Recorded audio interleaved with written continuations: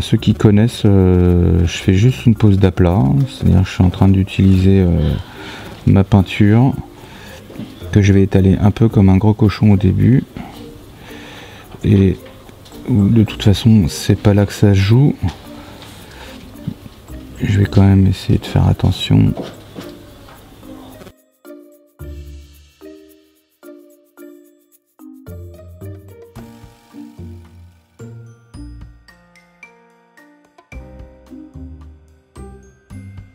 Ça va pas être une grande découverte. C'est pour faire quoi au final? Donc au final, je vais poser mon aplat pour avoir une base solide, pour ensuite venir dégrader avec trois couleurs. Deux que je vais pousser dans les lumières, et ensuite je vais poser ça en couleur de fond pour avoir la même couleur que sur la jupe. Et ensuite je vais poser du Sycorax pour pouvoir donner en fait une couleur un peu différente et un peu de richesse au mélange. Et je vais revenir ensuite sur du brass ball avec du Runefang pour venir pousser sur mes lumières après. Et une fois que j'ai fait ça, une fois que j'aurai terminé ça, je viendrai travailler ensuite à l'huile pour commencer à faire mes dégradés et travailler le contraste de lumière entre le métal pour pouvoir ensuite donner un reflet métallique fort comme on peut avoir par exemple sur cette partie là. Donc toujours une peinture très diluée, surtout avec les métaux et avec les peintures métalliques, parce que c'est riche en pigments et si on pose pas ça proprement ça devient très vite empâté. Toujours travailler avec une peinture diluée, quitte à repasser 5-6 fois sur une zone, ce qui fait que ça peut devenir très très long. Et donc voilà, donc là je suis en train de poser ma base, à savoir que je vais effectivement prendre mon temps parce que c'est une pièce qui est destinée à faire un concours, donc il faut que ce soit propre, bien posé, bien clair et précis dans ce que je vais faire. Donc voilà. Alors après il y a des jointures qu'on voit là mais qu'on verra pas une fois que la pièce sera terminée. Alors avant je faisais tout, je faisais très attention à tout, et puis après on se rend compte que on peint des parties qui seront jamais vues, donc quand on commence à préparer les pièces on essaye de déterminer comme ça. C'est pas par fainéantisme mais c'est un gain de temps. Donc là j'ai fini de poser mon premier aplat, c'est une teinte plutôt sombre, donc je nettoie régulièrement mon pinceau pour éviter de le charger, de le saturer, et après il commence à fourcher et là ça devient désagréable. Toc. Donc là je vais repasser une couche encore de peinture métallique beaucoup plus diluée pour affiner la texture et pour avoir un lissé beaucoup plus propre, tout en faisant attention de ne pas déborder parce que comme c'est quasiment des jus, ça a tendance à s'aufiler partout.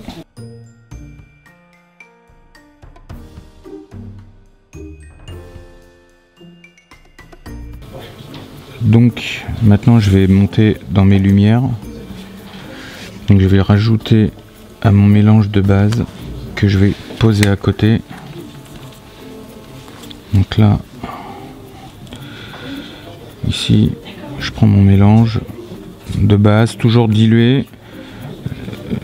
À un moment donné ce qui fait la différence c'est un mélange dilué et un mélange empâté.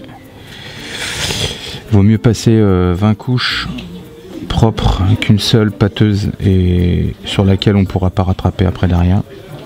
Donc là je vais mettre du Runefang pour commencer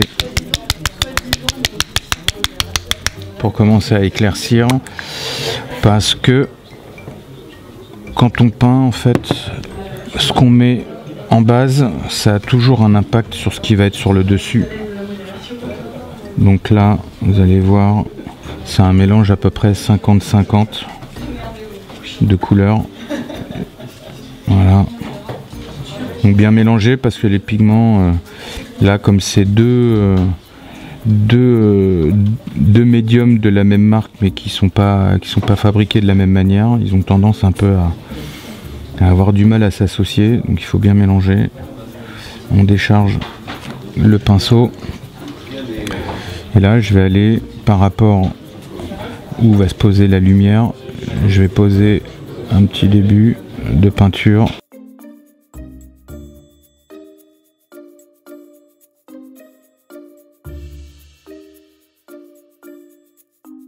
Là je vais aller poser les bases de mon éclaircissement. Donc si vous regardez en fait entre la partie qui est en bas ici et la partie qui est en haut, on commence à distinguer un léger dégradé, mais il faut vraiment aller pousser. Et l'idée c'est aussi d'obtenir un rendu très lissé pour avoir un métal propre. Donc là pareil, je vais rechercher dans mon... Alors certains vont aller directement poser de la peinture très brillante dès le départ, mais moi je préfère faire plusieurs étapes, quitte à me dire ben j'aurais pu faire directement ça, mais là si vous voyez un petit peu, on commence à avoir une distinction entre là, et je vais après passer que du Runefang dedans pour pouvoir, en sachant que c'est qu'un mélange, ça c'est que ma base, mais que ma base doit être solide pour pouvoir ensuite peindre. Donc voilà, moi ce que je recherche c'est une base bien lisse qui va donner un reflet très propre ensuite à la figue. Voilà, donc là on commence à voir un petit peu comment ça passe. Là je vais ensuite passer simplement, je vais passer à la peinture la plus brillante, c'est le Runefang DAC, où là c'est l'équivalent du Mithril Silver ou du Met 11 ou du Silver je sais pas comment de chez P3. Donc après chacun a ses affinités avec les couleurs. Moi j'aime bien ce mélange là. Après la difficulté avec ce qu'on appelle un TMP, c'est un True Metallic Paint, ou une vraie peinture métallique avec des métaux, des vrais pigments métalliques, c'est que on peut très vite faire quelque chose de moche, et ça m'est déjà arrivé plein de fois. Donc là je viens chercher les points de lumière. Est-ce que vous arrivez à distinguer un peu les points de lumière qui commencent à se faire ou pas? Est-ce que vous voyez un petit peu au niveau du... Vous arrivez à distinguer un petit peu la différence entre ici, là et là, qui n'est pas simplement due à la lumière, mais simplement en fait que le rendu métallique n'est pas du tout le même. Et en fait ça, je vais aller chercher une partie de lumière très forte, et après derrière quand je vais attaquer à l'huile, vous allez voir que le rendu va être tout de suite très parlant. Voilà. Donc là pour l'instant, voilà. Vous voyez un peu la différence là? Vous la distinguez ou pas vous? C'est léger. Ouais, dès que je vais passer mes jus d'huile, ça va être beaucoup plus marqué. Voilà. Tac. Donc voilà, ça c'est ma base. D'accord. À peu près. Je vais reprendre, et là vous allez me dire quel est l'intérêt d'avoir fait tout ce que j'ai fait avant. C'est d'avoir une base en fait propre. Parce que voilà, j'enlève. Voilà. Donc d'avoir une base bien propre, parce que tout ce qui est très brillant et tout ce qui est très foncé, en fait ça va ressortir après, même avec ce que je vais faire là. Voilà, donc là, hop, je retourne, en faisant attention, là pour le coup, je vais laisser les parties, peut-être que vous voyez que ma main, non? Vous commencez à voir la partie dorée ou pas là? Ça commence à ressortir, hop. En fait, comme je travaille avec des peintures toujours très diluées, c'est un peu long. C'est pour ça que je passe du temps en fait sur mes peintures et que je suis long. C'est que c'est dilué et que parfois il me faut des heures avant d'arriver à avoir un... Bon là on n'a pas des heures, mais Vous commencez à voir un petit peu là la différence ou pas? Vous la voyez à l'écran là? Léger? Ben, en fait là c'est parce que c'est la première couche et que avant que ça commence à devenir comme ça là, il va me falloir à peu près 5, non, il va me falloir 5 à 6 couches bien diluées, mais c'est obligatoire dans la mesure où si tu veux faire un truc très propre, sinon je mets plus de peinture, mais après ça va avoir un rendu, voilà, là on commence à, vous voyez un peu là, ça commence à ressembler, mais c'est toujours pareil, ça ressort pas forcément parce que les contrastes sont pas là en fait, et les métaux c'est tout et rien, c'est très brillant et très noir tout de suite derrière, et en fait la difficulté c'est de poser une couche propre, parce que si je la pose pas propre derrière, ça va devenir difficile à peindre.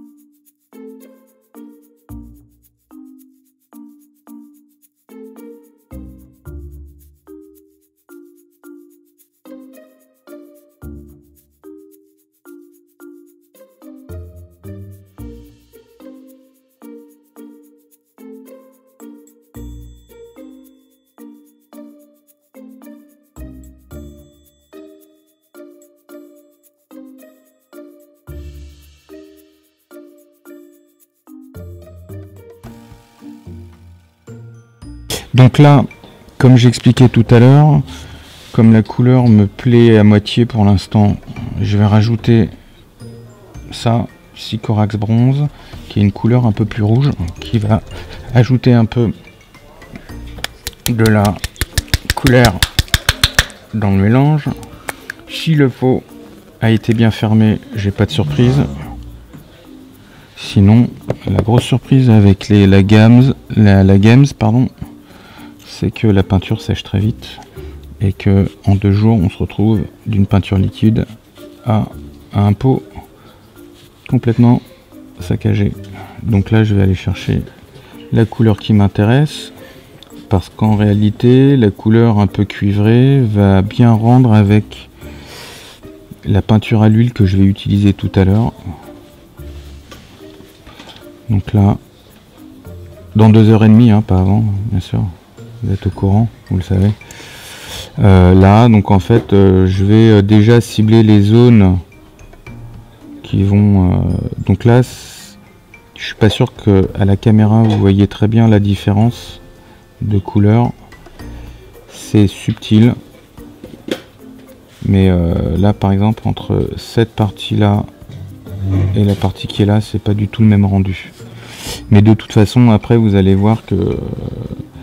quand l'huile va passer dessus, vous allez me dire mais pourquoi il a fait tout ça? Et ben juste pour le plaisir.